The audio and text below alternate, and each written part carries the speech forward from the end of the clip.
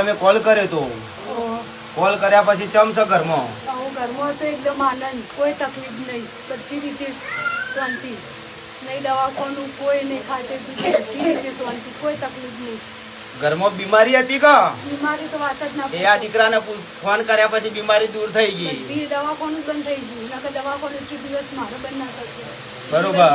છોકરો હોય પણ આ દીકરો બોલ્યો તો કે કોઈ દન જો આજ તમારા પાસે પૈસા નહીં હોય આવવાના મારા માટે, પણ કોક હોમાંથી રૂપિયા આલી જાય એ આ દીકરો તમને નતો ઓળખતો. 8 વર્ષથી મારા પૈસા નતા આવતા, 8 વર્ષથી પૈસા નતા આવતા. ભાઈ દૂધું હંતાડતો સવારે રાતથી 7 વાગે મારો છોકરો દૂધ લેવા જો ને પૈસા ફોન કરીને આલ્યા તો લઈ જા પૈસા, મને પાડી દૂધું હંતાડતો હતો. ભાવેશ સવારે 9 વાગે ફોન કર્યો તો અને હોજે 7:30 તો મને પૈસા આપી દીધા હતા. 9 વાગે ફોન કર્યો તો 7 વાગે પૈસા આલી ગયો.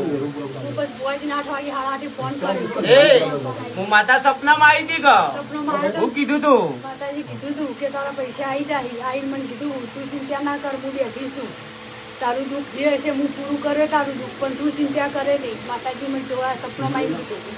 બરોબર. બપોરે તારા પૈસા અડધા પૈસા મને હોમથી આલવા આવ્યા હતા, અડધા પૈસા કે પૈસા આલો. કયા વારે સપનું આવ્યું તું તમને? એ મને ગુરુવારે. ગુરુવારે. અને પૈસા કયા ટાઈમે આયા? ગુરુવારે મારો એ આયા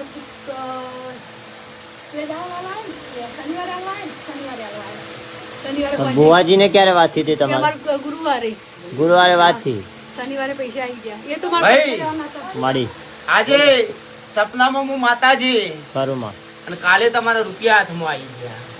નતો હાલતો પણ મેં મેરડીએ કીધું કે ચિંતા ના કર, તારા રૂપિયા હું મેરડી માતા લઈ આલે. આવું જ કીધું તું કા?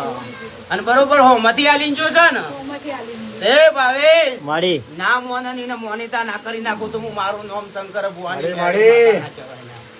એ ભાઈ ઘર વાળા ઓફ થઈ ગયા છે. અને આ દીકરો બોલ્યો તો કા જો તમને હોમાંથી રૂપિયા કોઈ કાલી જાય તો જ મારા મઢે આવજો, આવું બોલ્યો તો કા?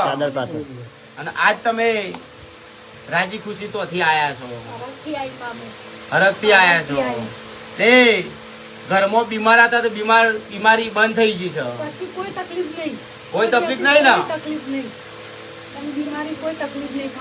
છોકરો બેઠો નહીં, મને કોઈને તકલીફ નહીં. તે માણસ રૂપિયા આલવા આવ્યો તો એ કોણ આલી ગયો તો? છોકરા છોકરા ના લઈ ગયો તો. બરોબર. મને કીધું